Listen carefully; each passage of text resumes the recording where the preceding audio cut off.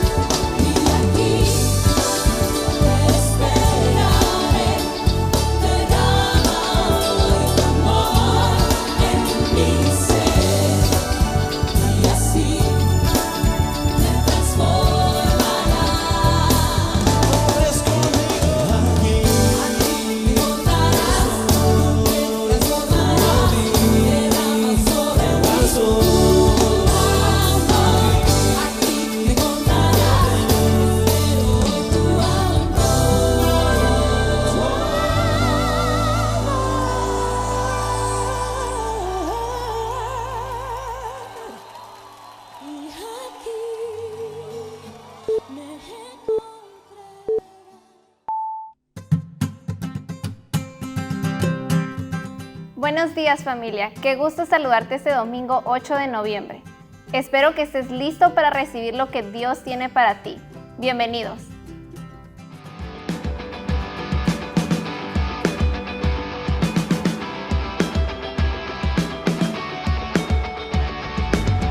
¿Por qué no me acompañas este domingo a cantar conmigo? Si te pones de pie o levantas tu voz y levantas tus manos y me acompañas.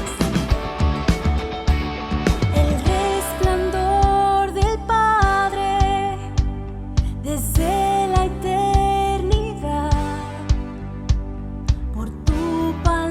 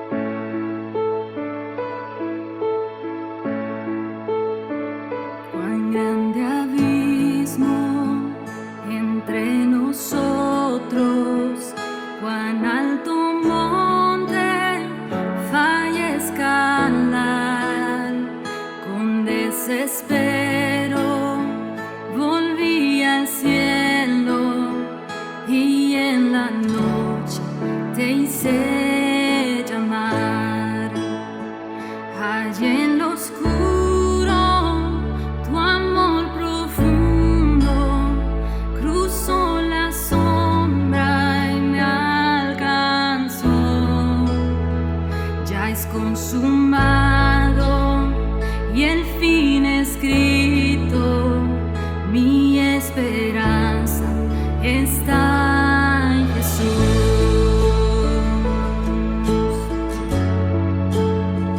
¿Quién imagina piedad tan grande, tan plena gracia al corazón?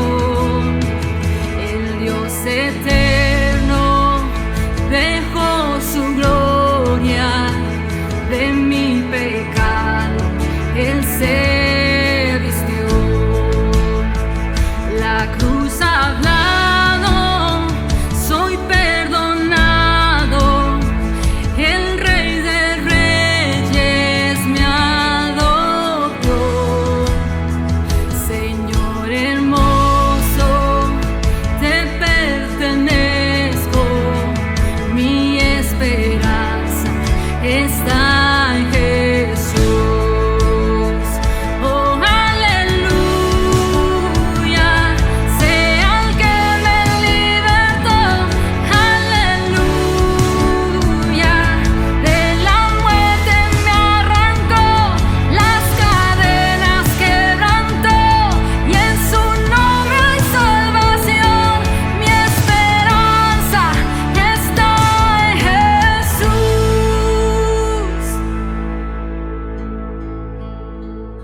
Y tus promesas fueron selladas cuando tu cuerpo resucitó. Desde el silencio tu gran rugido quebró el poder de la muerte en mí.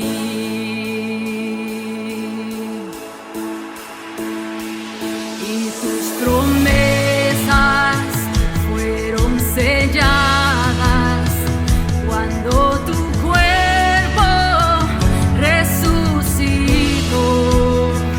Desde el silencio tu gran rugido quebró el poder de la muerte en mí. La victoria está en ti.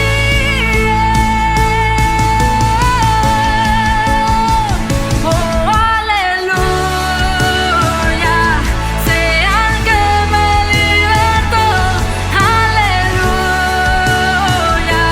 de la muerte me arrancó, las cadenas quebrantó, y en su nombre hay salvación. Mi esperanza está en Jesús. Oh, aleluya, sea el que me libertó. Aleluya, de la muerte me arrancó, las cadenas quebrantó, y en su nombre hay salvación. Mi esperanza está en Jesús. Oh, mi esperanza está en Jesús.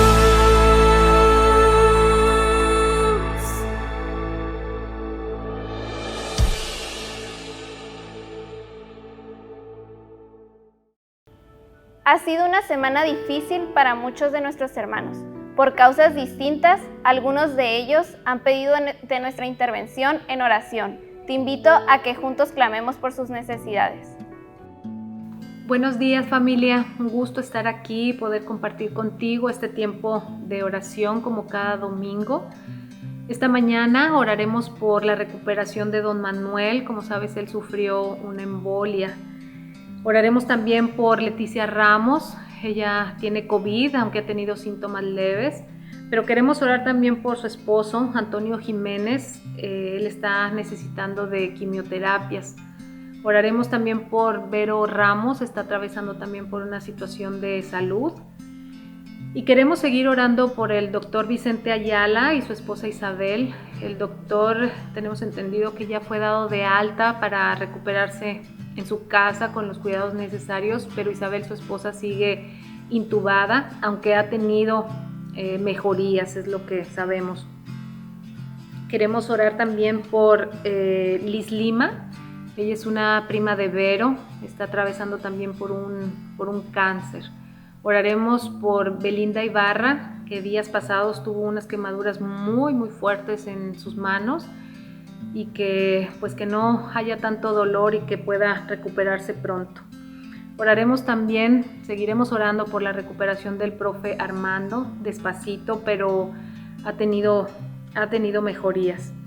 Oraremos por Alberto García, él es hermano de Elsa, él tiene un tumor que necesitan extraerle, pero también días pasados fue contagiado por COVID y está internado, aunque él ha respondido favorablemente y ha dispuesto su corazón para Dios. Oraremos también por José Gil, es hermano de Araceli.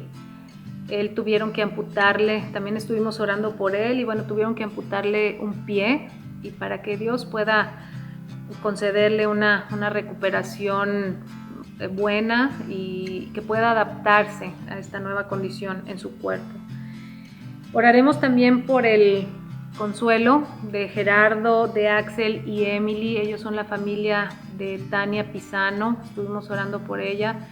Lamentablemente falleció y que Dios llene el corazón de Gerardo y de sus hijos y que pronto ellos puedan superar esta pérdida y recordarla con mucho cariño. Oraremos también por Jaime Virrey, por consuelo para él. También perdió un familiar querido, un primo muy amado para él, murió días pasados a causa de COVID. Así que te pido, vamos a cerrar nuestros ojos y vamos a orar, a interceder por estas necesidades. Señor, pues esta mañana no podemos hacer más que venir en humildad, reconociendo nuestras limitaciones, pero también reconociendo, Señor, tu poder, tu amor y tu cuidado. Queremos pedirte por la situación específica de cada una de estas personas. Tú los conoces, nosotros los amamos, Señor, son nuestra familia en la fe, algunos de ellos. Y queremos pedirte que tú intervengas en sus corazones primeramente, que seas tú quien llene sus corazones y también en sus cuerpos, en sus mentes, que tú puedas ayudarlos en su recuperación y salir adelante de cada situación en la que ellos se encuentran. Y queremos pedirte, Señor, también esta mañana que tú nos ayudes a arraigarnos fuertemente, Señor, en el Evangelio de gracia, en ese regalo inmerecido que hemos recibido de parte tuya y que nos ayudes y nos des sabiduría para vivir los tiempos que estamos viviendo. Gracias, Señor, porque a pesar de este año, a pesar de todo lo que hemos vivido, de todo lo que se ha presentado, del temor, de la incertidumbre, de la situación económica, de todo lo que hemos venido pasando, tú has estado ahí, no nos has soltado de tu mano. Ayúdanos a vivir con sabiduría, ayúdanos a vivir sin temor, ayúdanos a aferrarnos a tus promesas. Gracias, Señor, gracias por este día, gracias por esta mañana, gracias por lo que tú harás en cada una de estas personas, Señor. Consuélalos, líbralos, Señor, del mal, ayúdalos a recuperarse de cada una de las enfermedades por las que ellos están transitando y que, como siempre, la gloria y la honra sean para ti, Señor. Gracias te damos en el nombre precioso de Jesús. Amén. Bendiciones y un abrazo. Hola familia, antes de comenzar con la enseñanza del día de hoy, quiero invitarte a que tengamos un memorial recordando a nuestra querida Tania Pisano, que el lunes pasado partió con el Señor. 2 años y medio de lucha contra el cáncer y a sus 29 años deja a su esposo Gerardo, a sus pequeños Axel y Emily, por los cuales estaremos orando y pidiendo que el Señor les guarde, les cubra, les fortalezca y les anime a seguir adelante. Te invito a que veas este memorial y recordemos a Tania con todo nuestro cariño, con todo nuestro amor, sabiendo que hasta el último día de su vida luchó con fuerza, se aferró a la fe y hoy convencidos estamos de que está en la presencia de nuestro Padre Celestial. Que nos separará,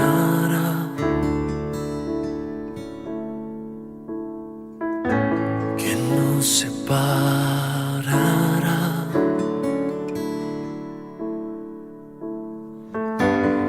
de tu amor, inmenso amor, de tu amor, oh Dios. Ni la vida, ni la muerte, ni lo alto, lo profundo, ni los ángeles, ni principados, ni ninguna cosa creada no nos podrá separar de tu inmenso amor.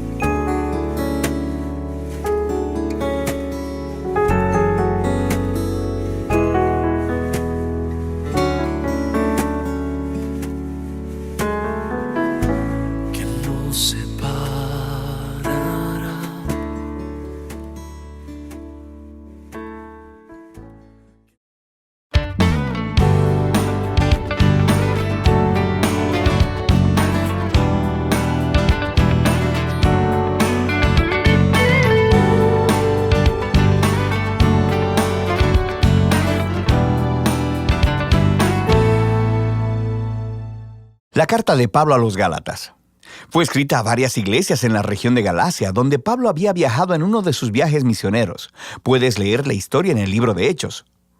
Él escribió esta importante carta con una profunda pasión y frustración. Este es el trasfondo. El cristianismo comenzó como un movimiento judío mesiánico en Jerusalén, pero su mensaje era para toda la humanidad, así que rápidamente se esparció más allá de Israel. Para el tiempo en el que Pablo era misionero, había tantos no judíos como judíos en el movimiento de Jesús, y esto desató un gran debate del que sabemos gracias a Hechos capítulo 15.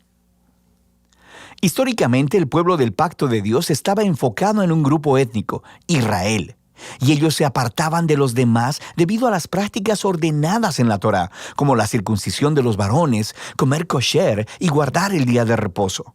Y había muchos cristianos judíos que creían que para que todos estos no judíos realmente pudieran ser parte de la familia de Dios, necesitaban obedecer las leyes de la Torá. Algunos de estos cristianos judíos terminaron siendo parte de las iglesias de Galacia. Estaban socavando la enseñanza de Pablo y demandando la circuncisión de todos los varones cristianos no judíos, y muchos lo hicieron. Y cuando Pablo escuchó acerca de esto, se quebrantó su corazón, se molestó, y el resultado fue esta carta. Primero, él reta a los Gálatas con un resumen del mensaje del Evangelio sobre el Mesías crucificado. Luego, les dice que este Evangelio es el que crea la nueva familia multiétnica de Jesús y Abraham. Y luego, les muestra cómo este Evangelio es lo que verdaderamente transforma a las personas por la presencia y el poder del Espíritu. Inicia expresando su desconcierto de que los Gálatas han abrazado un evangelio diferente, el que era promovido por esos cristianos que hablaban mal de Pablo y demandaban la circuncisión. Así que Pablo primero defiende la autenticidad de su mensaje y su autoridad como apóstol. Él fue comisionado por el mismísimo Jesús resucitado para ir al mundo no judío. Recuerda la historia del libro de Hechos.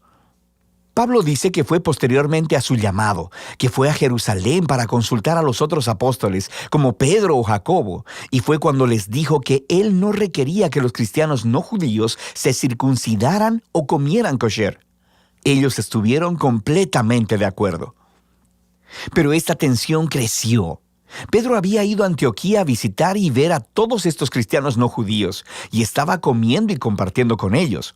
Pero cuando algunos de estos grupos de oposición provenientes de Jerusalén llegaron a Antioquía, Pedro cedió ante la presión. Dejó de comer con estos cristianos no circuncidados y los empezó a evitar. Así que Pablo confrontó y acusó a Pedro por su hipocresía, por no permanecer fiel al Evangelio. Para Pablo, demandar que estos nuevos cristianos fueran circuncidados y observaran la Torá era un error por una variedad de razones.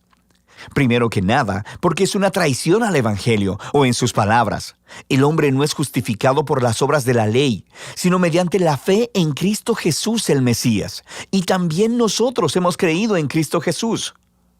Ser justificado, literalmente, ser declarado justo, es un término del Antiguo Testamento con mucha riqueza para Pablo.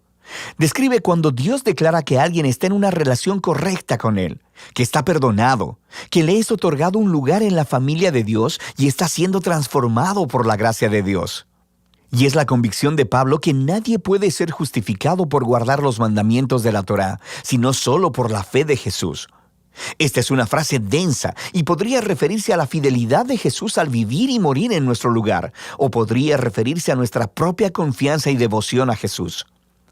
De cualquier manera, el punto es claro. Las personas son justificadas solo a través de confiar en lo que Dios hizo por ellos a través de Jesús, no por lo que hacen ellos mismos. En el corazón del Evangelio de Pablo está esta declaración. Cuando las personas confían en Jesús el Mesías, lo que es cierto de Él se vuelve cierto de ellos.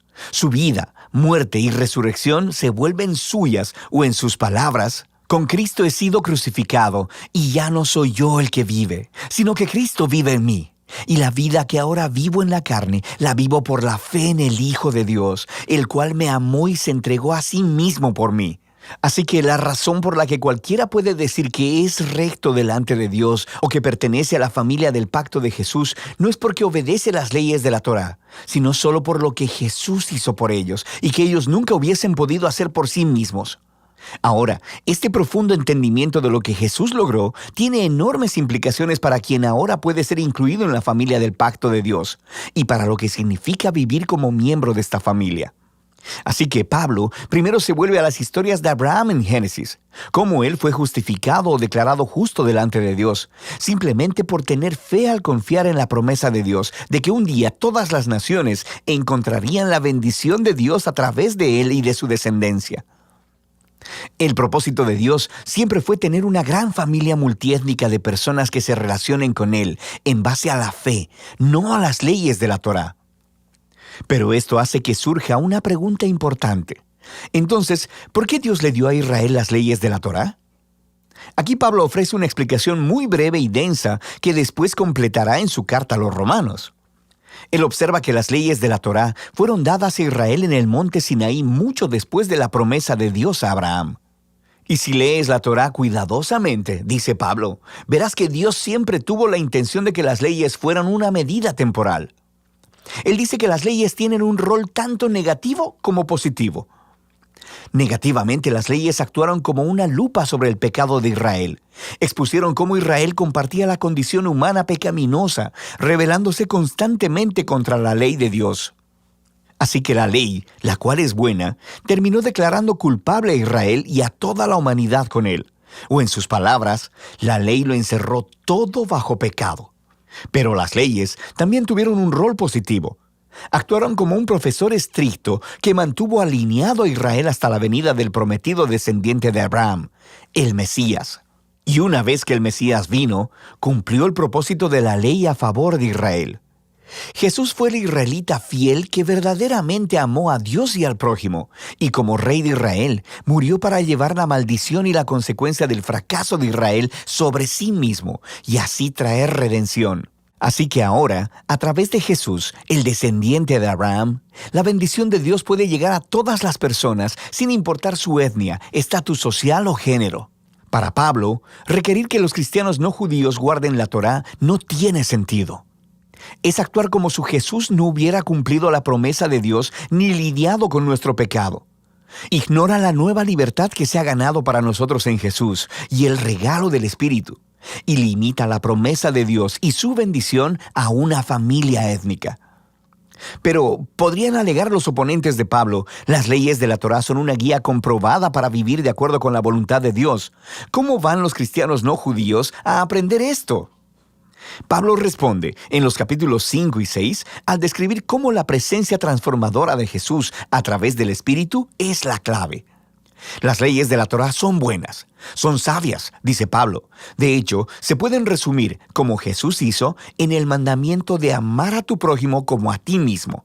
Pero las leyes, por buenas que sean, no le dieron a Israel el poder de obedecerlas. En contraste, la buena nueva es que Jesús sí cumplió las leyes en lugar nuestro, y ahora Él vive en nosotros a través del Espíritu, haciendo a su pueblo los nuevos humanos que cumplen la ley al amar a otros. Así que Pablo continúa contrastando esta vieja y nueva humanidad. Los hábitos de la vieja humanidad son obvios. Son los comportamientos que deshumanizan a las personas, destruyen las relaciones y a comunidades completas. Y aunque las leyes de la Torá prohibieron estos comportamientos, Jesús fue quien los clavó en la cruz. Así que cuando una persona confía en Jesús y vive en dependencia del Espíritu, la vida de Jesús se convierte en la suya, produciendo lo que Pablo llama el fruto del Espíritu. Esta es la manera de vivir que Jesús quiere reproducir en su familia, para que se conviertan en personas de amor, gozo, paz, paciencia, bondad, benignidad, fe, mansedumbre y templanza. Pero este fruto no es automático, dice Pablo. Requiere cultivarse, justo como los frutos naturales. O en sus palabras, si vivimos por el Espíritu, andemos también por el Espíritu. Esto requiere intencionalidad. Tenemos que aprender cómo podar nuestros viejos hábitos y cultivar los nuevos.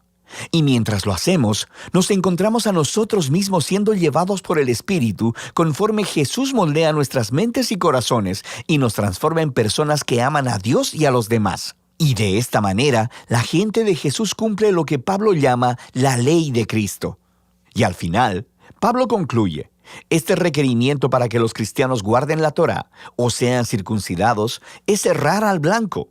Lo que realmente importa es la nueva creación de Dios, esta nueva familia multiétnica del Mesías, personas llenas de fe en Jesús, que están aprendiendo a amar a Dios y a otros en el poder del Espíritu. Y de eso se trata la carta a los Gálatas.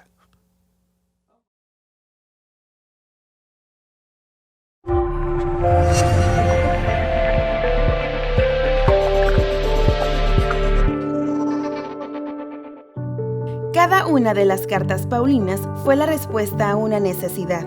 En el caso de la epístola a los Gálatas, esta fue motivada por la rapidez con la que estas iglesias dieron pasos hacia atrás en su fe, abrazando así un evangelio diferente al que habían recibido por medio del apóstol. El asunto es identificar aquello que lo hace diferente a partir de una comprensión profunda de cuál es el único evangelio de Cristo. De otra manera, todos podríamos argumentar que el mensaje que creemos es el genuino y que cualquier otro que no se ajuste a él, entonces debe de ser considerado diferente. Que el Espíritu de Dios nos guíe y nos ayude a entender con claridad el evangelio dado por los apóstoles desde un principio y que nos dé también el discernimiento para distinguirlo de todo lo que parece, pero que no es la buena noticia.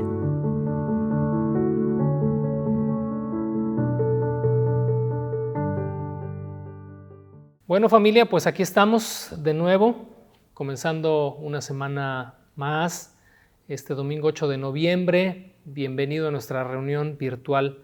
Vamos a poner este tiempo en manos del Señor, pedir que su palabra instruya nuestro corazón, alinee nuestros pensamientos, nos fortalezca, nos edifique y nos anime a seguir adelante. Te invito a que oremos. Padre, te damos muchas gracias en esta mañana por la vida, gracias por este día maravilloso que nos otorgas.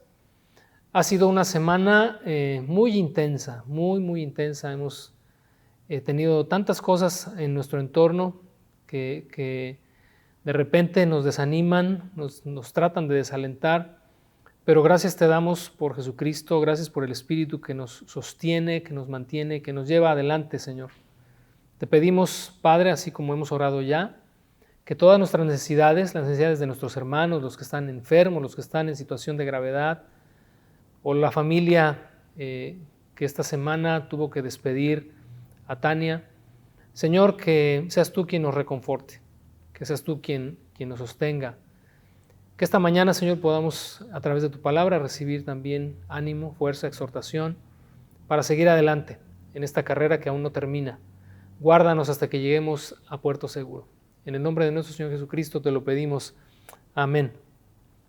Bueno, vamos a la segunda parte de nuestro estudio a la carta del apóstol Pablo a los Gálatas. En esta ocasión vamos a leer de los versos 6 al 9. Igual es un bloque corto, pero muy sustancioso, debido a que en ellos, creo desde mi punto de vista, Pablo expone los motivos por los cuales escribe esta carta. Como dice la ley de Newton, a toda acción corresponde una reacción. Bueno, las cartas paulinas, y particularmente esta, obedecen a una situación apremiante ante la cual el apóstol no lo piensa dos veces y toma pluma y papel para poder escribir a estos sus hermanos y tratar de animarlos a continuar firmes en su fe. En el común denominador de las cartas paulinas, en esta sección que vamos a considerar, correspondería un mensaje elocuente de reconocimiento por las cosas que Pablo escucha o ve en la iglesia a la que escribe. Tal es el caso de la carta a los Efesios, a los Filipenses, a los Colosenses. Sin embargo, la carta a los Gálatas, en esta sección, después del saludo, viene inmediatamente una reacción en el corazón de Pablo que no da lugar a un elocuente saludo o un elocuente elogio, sino que es en realidad el inicio, el comienzo de una larga exhortación de 6 capítulos en los cuales el apóstol, como ya hemos venido viendo desde la semana pasada, abordará asuntos que han hecho que la fe en Cristo Jesús y su apego a la gracia de Dios se vean en peligro de perderse por causa de las doctrinas que ahora esta iglesia abraza.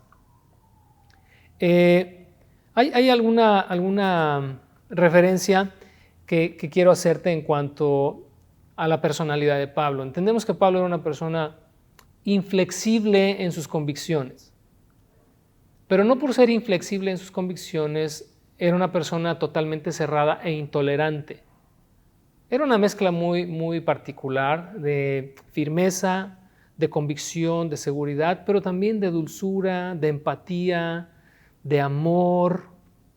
Era una muy extraña mezcla, pero creo que es necesaria siempre en la personalidad de cualquiera, que no por el hecho de que podamos ser amables, dulces, tolerantes, por eso pongamos en juego la integridad y sobre todo cuando se trata de principios bíblicos. En esta ocasión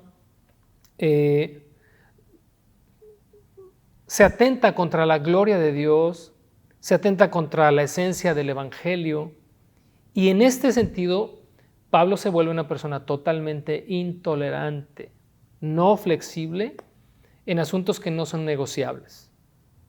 Por eso es que desde el inicio de su escrito use palabras duras debido a la consternación, debido al asombro, que no precisamente representa un resentimiento. Es decir, no son cosas que Pablo se tome como personales.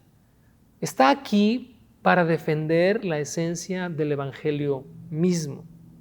Hace reproches a lo largo de la carta, pero no es un rechazo. Por ejemplo, en el capítulo 3, en el verso 1, que ya llegaremos allá, dice: «Oh Gálatas insensatos, ¿quién los hechizó para no obedecer a la verdad? A ustedes ante cuyos ojos Jesucristo fue presentado ya claramente entre ustedes como crucificado». Luego, en el verso 3, «Tan necios son, habiendo comenzado por el Espíritu, ahora van a acabar por la carne». Luego en el capítulo 4, en el verso 11, «Me temo de ustedes que haya trabajado en vano con ustedes. Luego el capítulo 5, verso 7, dice, ustedes corrían bien. ¿Quién los estorbó para no obedecer a la verdad? Esta persuasión no procede de aquel que los llama. Son palabras duras. Sin embargo, por eso te decía, esta mezcla tan interesante en el carácter de este hombre, no deja de haber en él esperanza y optimismo de que estas iglesias destinatarias de esta carta finalmente entenderían y reconocerían que lo que él escribe aquí es palabra de Dios y es una defensa total y absoluta de la pureza del Evangelio, de la integridad de este, porque de eso depende la salvación de nuestras almas. Y este optimismo lo plasma en el capítulo 5, verso 10, donde dice, yo confío respecto de ustedes en el Señor, que no pensarán de otro modo, pero el que los perturba llevará la sentencia a quien quiera que sea. Y entonces allá en este optimismo señala a uno o a algunos que son precisamente quienes vinieron a perturbar a estas iglesias con estas enseñanzas de las cuales hablaremos durante los próximos meses. Vamos entonces al verso 6. El título de esta lección es Exposición de motivos. Como te decía en un principio, creo que Pablo va a exponer en estos versos 6 al 9 qué es lo que lo motivó a escribir. Vamos al verso 6 y voy a dar lectura los 4 versículos, 6, 7, 8 y 9, y luego regresamos para hacer las observaciones pertinentes. Estoy maravillado de que tan pronto os hayáis alejado del que os llamó por la gracia de Cristo para seguir un evangelio diferente. No que haya otros, sino que hay algunos que os perturban y quieren pervertir el evangelio de Cristo. Mas si aún nosotros o un ángel del cielo os anunciare otro evangelio diferente del que os hemos anunciado, sea anatema. Como antes hemos dicho, también ahora lo repito, si alguno os predica diferente evangelio del que habéis recibido, sea anatema. Vaya exposición de motivos, palabras duras, pero que quedan para la posteridad, porque creo que el problema, como te dije la semana pasada, vuelve a resurgir y sigue siendo el mismo asunto. Mira, comienza el verso 6 diciendo, estoy asombrado. Algunas versiones dicen horrorizado, maravillado de que tan pronto se hayan alejado del que los llamó por la gracia de Cristo.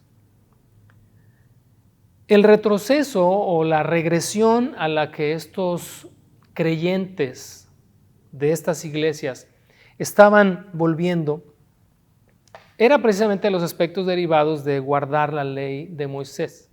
No voy a entrar en esos detalles ahora, porque a partir del capítulo 3 los veremos con mucha exactitud y con mucha observación muy particular. Cada una de estas cosas que Pablo va a tratar, estos asuntos que va a resolver. Pero yo lo que quiero exponer acá en este inicio es que Pablo se maravilla de que tan pronto hayan vuelto atrás. La regresión creo que es algo común en la naturaleza humana cuando somos llevados de la esclavitud a la libertad. Un ejemplo de ello lo tenemos en el pueblo de Israel. Cuando sale de Egipto, este deseo a volver fue recurrente por 40 años.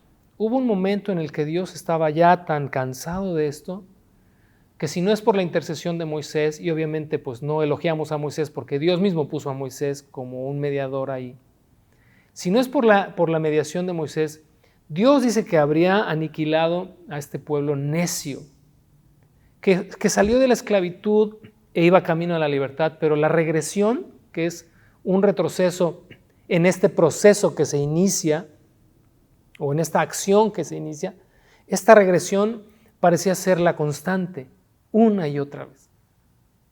Pablo se encontró con lo mismo cuando estos nuevos creyentes, a los cuales se les habló de la libertad que tenemos en Cristo, y obviamente entendemos la libertad en torno a la justificación que es por la fe, hablaremos de ello adelante, pero el volver nuevamente a la ley de Moisés, a sujetarse a estos mandamientos que habían prescrito porque son parte del antiguo pacto. Si a alguno de ustedes incomoda lo que estoy diciendo, bueno, tendrás que esperar a que vayamos avanzando, porque no es algo que digo yo, la Escritura misma dice, el libro de los Hebreos lo dice con total claridad. Cuando habla de un nuevo pacto, dice, habla del nuevo, porque aquel viejo pacto, dice, desaparece. Es decir, nuestra adhesión a este nuevo pacto de alguna manera hace que la sujeción del pueblo creyente en Cristo y que descansa en la fe de Cristo no se vea obligado a volver a un pacto caduco. Pero también era ahí la constante, porque llegaron algunos a las iglesias de Galacia para forzar, para instigar, para, como dice aquí más adelante, para remover el corazón, la mente y el espíritu de estos gálatas y hacerlos volver. Y entonces Pablo, cuando está observando todo esto o está escuchando de esto, lo más bien estaba escuchando de todo lo que estaba pasando en las iglesias de Galacia, dice que se maravilló de que tan pronto. ¿Cuánto tiempo habría pasado entre que las iglesias de Galacia habían sido establecidas y ahora estaban considerando todo esto que te acabo de decir? No lo sé. Pero a Pablo le asombra que haya sido tan pronto. El escritor a los Hebreos, que no es Pablo, pero quien haya sido, parece que aborda el mismo problema. Como te decía la semana pasada, ojalá podamos ir después de Gálatas a estudiar este increíble libro de los Hebreos y podamos darnos cuenta ahí que el problema es el mismo. Y lo es, fíjate bien, y entiendo hasta cierto punto, entiendo lógico, el trabajo que le puede costar a un judío, a alguien que es judío de sangre, el desprenderse de aquello que fue su herencia, aquello que recibió de sus padres por toda la vida, y de repente que escuche un mensaje de libertad que diga, eres justificado solamente por la fe en Jesús el Mesías. Difícil desprenderse de todo aquello que cultural y religiosamente formó parte de su vida. El problema hoy es que aquellos que quieren regresar a un viejo pacto ni siquiera judíos son. No lo son de sangre. Son gentiles como la mayoría de nosotros que pretenden adoptar algo de lo que no entienden y de lo que no saben. Ya hablaremos, discúlpame que te esté diciendo esto, que ya hablaremos porque pues hoy estamos solamente en la exposición de motivos, pero ya hablaremos de eso a partir del capítulo 3 con lujo de detalle. Y entonces continúa diciendo ahí en el verso 6, estoy maravillado de que tan pronto se hayan alejado del que los llamó. Y aquí la anotación o el punto donde Pablo pone el dedo, la llaga donde Pablo pone el dedo, es en el hecho de que estas enseñanzas son tan graves que producen que una persona se aleje de Dios que le llamó por la gracia de Cristo. En otras palabras, no es solamente que vas a modificar una postura teológica o doctrinal. Es decir, bueno, es que antes yo era, por así decirlo, y con todo mi respeto para cualquier otra denominación, pero alguien que diga, bueno, es que antes era bautista y creía esto y esto, pero pues ahora considero que no, que es así, ahora estoy en una iglesia metodista, por ejemplo, y ahora creo esto. Son algunas posturas doctrinales con las que podemos de alguna manera, ¿qué te diría? Déjame usar la palabra, podemos sobrevivir. ¿Por qué? Porque no son fundamentales. Porque algunos creemos una cosa, otros creen otra cosa, en una diversidad de temas. Pero aquí estamos hablando de las bases mismas del Evangelio. Lo que se aborda en los capítulos 3 y 4 es algo que atenta contra la gracia, contra el favor, la gloria de Dios, que envía a su Hijo al mundo para dar su vida por nosotros y justificarnos, para que el hombre ahora diga, no, ahora necesito también guardar esto y aquello y aquello y aquello y aquello, junto con la fe en Cristo. Y entonces ahí Pablo dice, perdónenme, esto no es negociable, porque esto los aleja. Y honestamente, cuando tú lo ves desde esta perspectiva, te das cuenta que los temas son temas muy serios, porque esto sí te aleja. Esto te separa, y tan es así que en el capítulo 5, verso 2, y fíjate bien, no me voy a adelantar en el tema, no quiero caer en esa tentación, pero fíjate bien cuáles son los temas que se van a tratar en esta carta. Dice el capítulo 5, verso 2, he aquí yo, Pablo, les digo que si se circuncidan, observa lo grave, de nada les aprovechará Cristo. Y otra vez testifico a todo hombre que se circuncida, que está obligado a guardar toda la ley. Observa cómo se pone más grave en el verso 4. De Cristo os desligasteis, los que por la ley os justificáis, de la gracia habéis caído. Ya llegaremos allá y muero de ganas honestamente por llegar allá, pero tenemos que ir paso a pasito. Y esos son los temas que el apóstol Pablo va a tocar. Uno de ellos es la circuncisión, y la circuncisión está prescrita en la Torá, está prescrita en la ley de Moisés. Y entonces, el problema no es que digas, bueno, es que ahora yo creo que necesitamos circuncidarnos, o yo creo que necesitamos guardar estas cosas que son de la ley. Bueno, tienes que entender que si quieres guardar un aspecto de la ley, estás obligado, porque así lo prescribe la ley, lo veremos en capítulo 3, estás obligado a guardarla toda. Toda, no puedes seleccionar qué guardar y qué no guardar. Tienes que guardarla toda, pero si pretendes casarte con ese viejo pacto, tienes que entender que caes entonces de la gracia de Cristo. Se vuelve inefectiva la gracia de Cristo para ti. Son incompatibles. Y como digo, estoy adelantándome a los temas. Pablo los tiene bien claros. Él sabe qué es lo que va a escribir. Y entonces por eso dice, vamos a volver a leer el verso 6 del capítulo 1, dice, estoy horrorizado de que tan pronto se hayan alejado. Se han alejado del que los llamó por la gracia de Cristo Jesús. ¿Te das cuenta? No está diciendo, corren el peligro de alejarse, corren el peligro de separarse. Una vez que comienzan a abrazar esto, dice Pablo, ya se alejaron de Dios, que los llamó. La obra del Espíritu Santo de llamarnos, de convocarnos, de guiarnos a Cristo, dice el Evangelio de Juan, guiarnos a Cristo para que en Él encontremos salvación, plenitud, justificación, solo por la fe en Él, corre peligro de ser inefectiva a aquellos que vuelven a abrazar un evangelio diferente. Y dice al final del verso 6, para seguir, un acto voluntario, un evangelio distinto. Ahora, ¿qué es un evangelio diferente?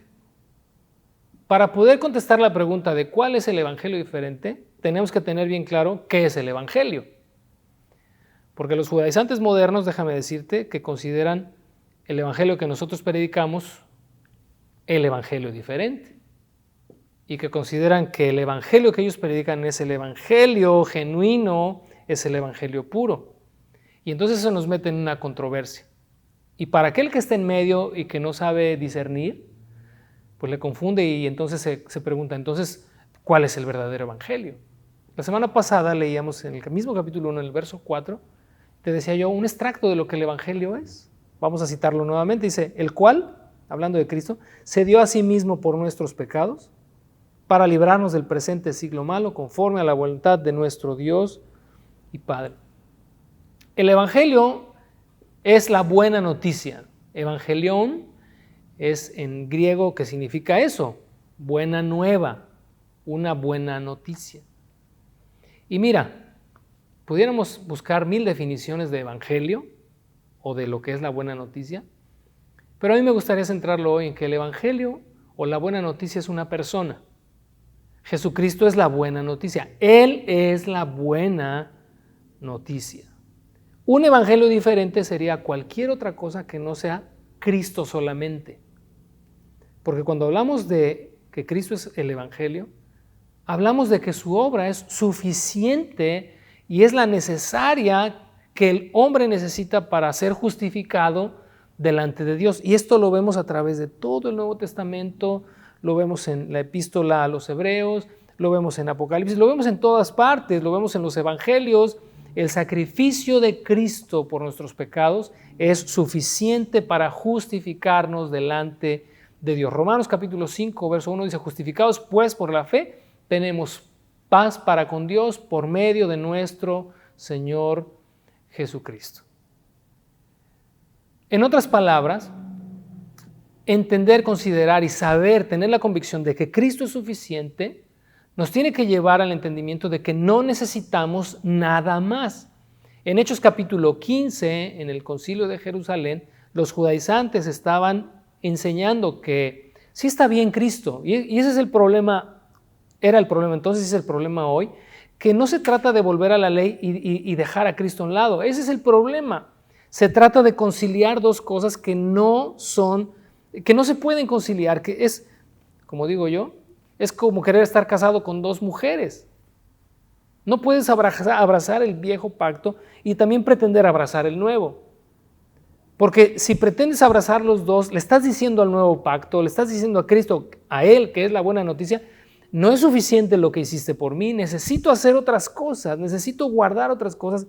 Y es precisamente lo que llevó el conflicto que derivó en Hechos capítulo 15 en el concilio de Jerusalén, porque se estaba tratando de obligar a los nuevos creyentes a circuncidarse como requisito también a la fe.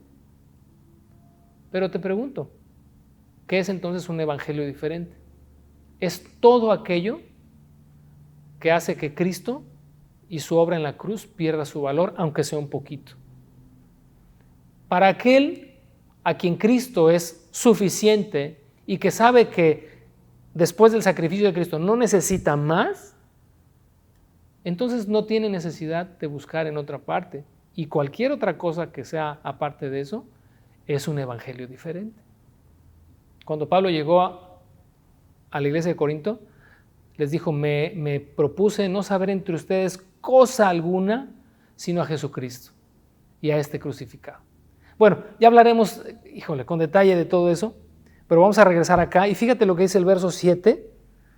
Dice, no es que haya otro, sino que hay algunos que los perturban.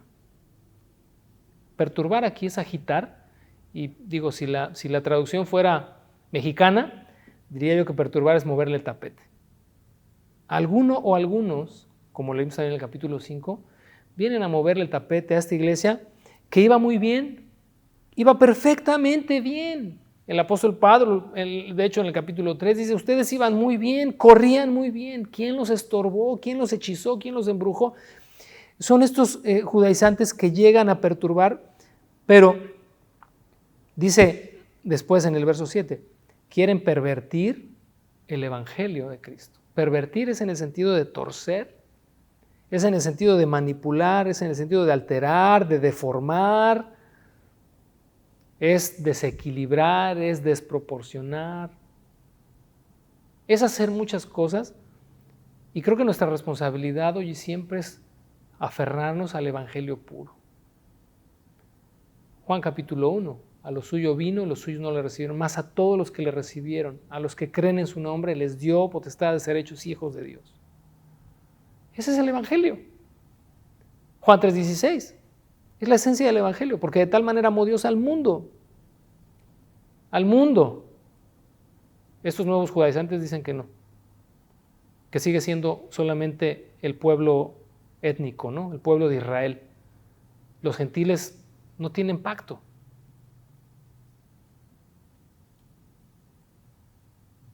Para que todo aquel que en él cree no se pierda, mas tenga vida eterna. El apóstol Pedro, ¿no? Dios no quiere que ninguno se pierda, sino que todos procedan al arrepentimiento. Y el único camino y la única vía que Dios trazó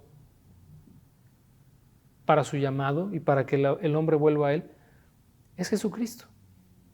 Y su obra en la cruz, querido hermano y hermana que me estás escuchando, es más que suficiente. Y yo sé que vamos a decir, oye, sí, pero ¿qué hay entonces? Porque el Nuevo Testamento también dice que andemos en buenas obras. Por supuesto que sí. Porque una vez que hemos abrazado el Evangelio de gracia y que hemos entendido que somos salvos, dice la Escritura que hemos sido llamados a andar en novedad de vida y a seguir los pasos de Cristo y a seguir los lineamientos prescritos en su palabra. pero eso nunca ha significado regresar a un viejo sistema que lo único que hizo fue guiar, como lo leeremos en el capítulo 4, guiar al pueblo a Cristo y entregarlo a Él. Y una vez que lo entregó a Cristo, que esta ley entregó al pueblo a Cristo, dice Pablo, ya no estamos bajo esa ley. En su misma admiración y en su mismo asombro, continúa diciendo en el verso 8, mas si aún nosotros o un ángel del cielo les anuncia otro evangelio diferente del que les hemos anunciado, que caiga bajo maldición o que sea maldito, que es lo que significa sea anatema. Yo quiero que te detengas un poco a entender, como te decía la semana pasada, lo duro de la pluma del apóstol, porque no es un asunto cualquiera. Fíjate, por ejemplo, en la carta primera a los Corintios, era una iglesia sobre espiritual, y más bien sobre espiritual me refiero a que sobre espiritualizaba las cosas. Era una iglesia a su vez carnal, era una iglesia con un montón de deficiencias, y Pablo también les escribe duramente, les exhorta a alinearse, les exhorta a corregir muchas cosas. Pero aún, fíjate, cuando era una iglesia así, carnal, la exhortación no es tan dura como a esta iglesia o como estas iglesias de Galacia. Porque aquí, cuando sujeta a maldición a cualquiera que presente un evangelio diferente, es porque está de alguna manera atentando contra la gloria misma de Dios, contra el plan de salvación que Dios trazó para el hombre a través de Jesús. Porque esto te puede llevar a la perdición misma, porque como leímos en el capítulo 5, te alejas de Dios, aquí el capítulo 1, el capítulo 5 dice, te desligas de Cristo y caes de la gracia.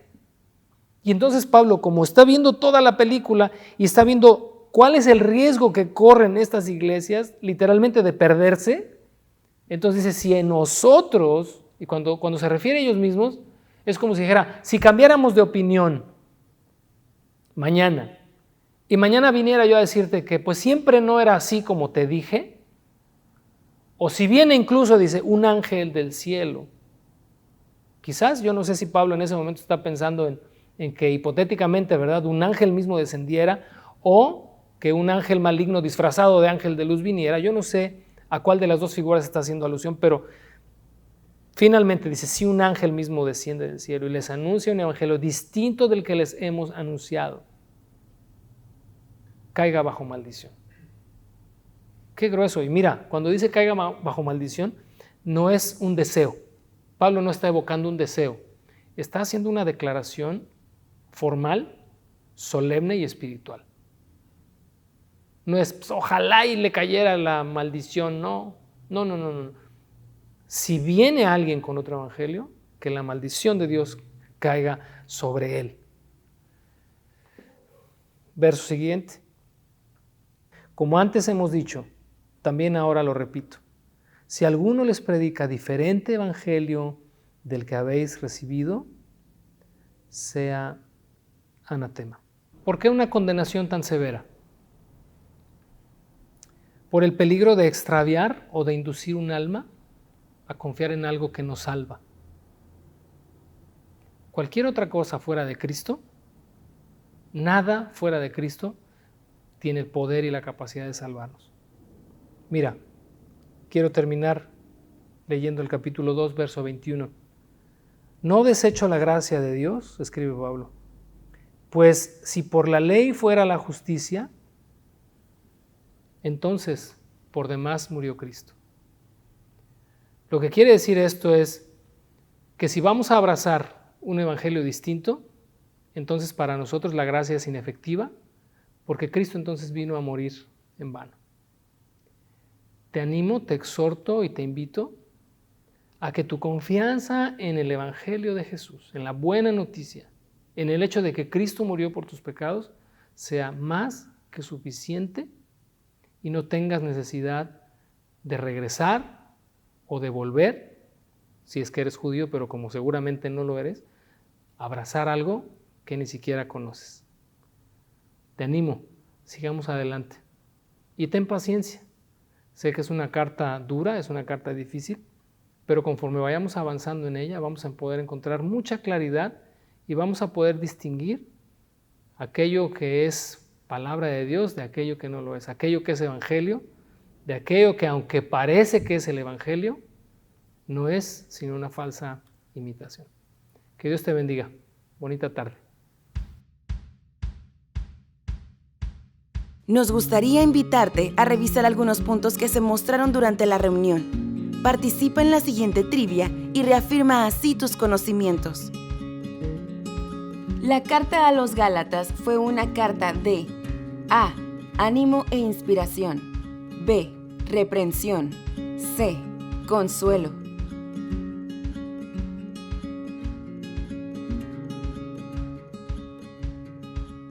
Un evangelio diferente conlleva la idea de que A. Debes hacer algo más para ser justificado. B. El sacrificio de Cristo es todo suficiente. C. Se enfoca en y glorifica a Cristo. El resultado de seguir un evangelio diferente es A. Nos confunde. B. Nos mueve el tapete. C. Nos aleja de Dios.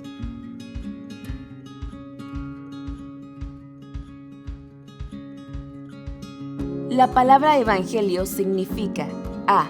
Dios con nosotros. B. Buena noticia. C. Id por todo el mundo.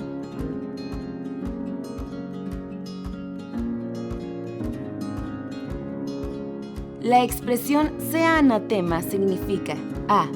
Caiga bajo maldición. B. Sea castigado. C. El Señor lo reprenda.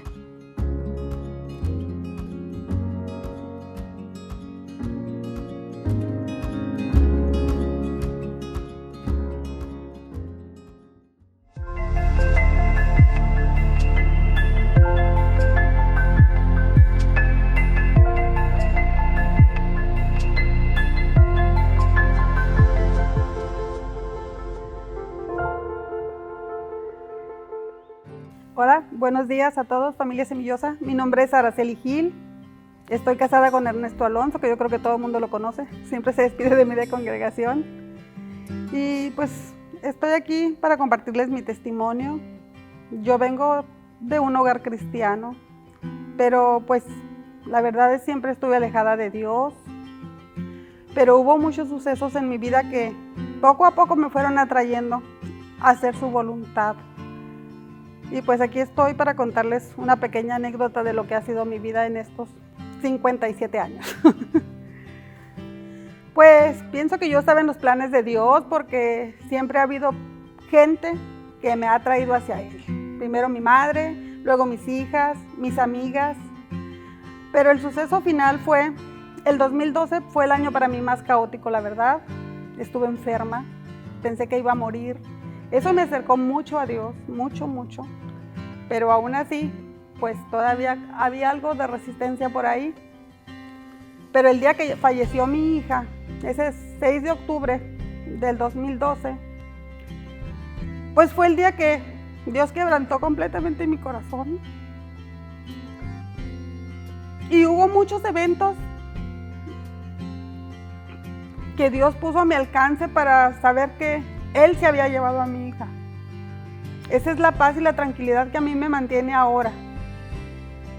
Y querer hacer la voluntad perfecta de Dios porque Él tiene una promesa divina para mí. Y sé que un día vamos a estar otra vez reunidas, alabándolo para siempre, para siempre.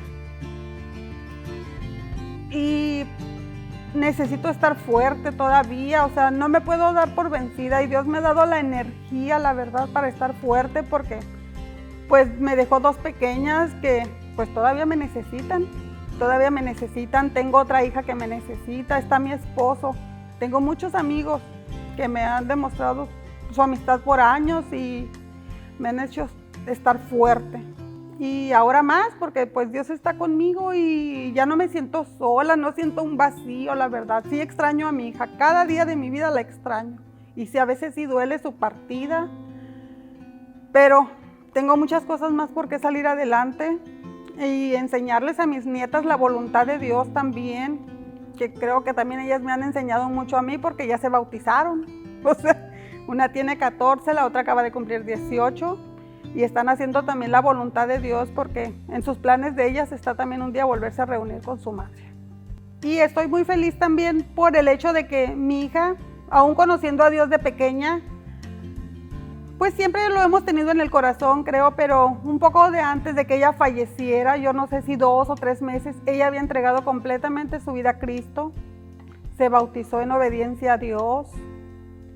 Un día antes de que ella falleciera, un día, ella dijo que estaba lista para irse con Dios, que ella se había puesto completamente a cuentas con Dios, que había pedido perdón de todos sus pecados y que estaba lista. Hubo otro evento, una mujer que yo no conocía, que no sé quién era, ella vino a mí y me dijo, Dios se llevó a tu hija, porque Él dijo que a sus ovejas nadie las va a lastimar, y Él decidió llevársela. Y eso es lo que ha dado fuerza a mi vida y paz, la verdad, mucha paz. Pues Dios me ha enseñado en este tiempo que sus planes son perfectos, pero que Él nos deja su Espíritu Santo para que nos consuele cada día, y que es un Dios lleno de amor y misericordia, pese a que nosotros a veces no entendemos sus planes. Él está lleno de amor y misericordia siempre en todo lo que Él hace, y que sus tiempos son perfectos. Yo animaría a las personas que han tenido una pérdida igual, que lo primero que debemos de hacer es aceptar la voluntad de Dios, porque es su voluntad. Yo no sé si mi hija iba a tener muchas dificultades aquí. Ella era mamá soltera de 2 niños. Vivir en Estados Unidos no es fácil. Y ella, pues era la voluntad de Dios, aceptar la voluntad de Dios y guiar a nuestros hijos lo mejor posible. O sea, no haciéndoles creer que tenemos un Dios que te va a castigar y todo. A que hagan su voluntad, porque su voluntad es perfecta. Nada más y que tenemos un Dios lleno de misericordia y que tal vez van a tropezar, pero ahí está Dios que los va a levantar, que nos dejó un abogado para si cometemos un pecado, porque yo no les llamo errores, son pecados. Él es justo y fiel para perdonarnos, y pues nada más aceptar la voluntad de Dios y seguir adelante, porque tenemos otros hijos tal vez, un esposo, amigos. No nos podemos hundir en ese dolor, no podemos, aunque a veces sí quisiéramos, pero no podemos. Te recordamos que puedes participar con tus aportaciones en cualquiera de las siguientes cuentas: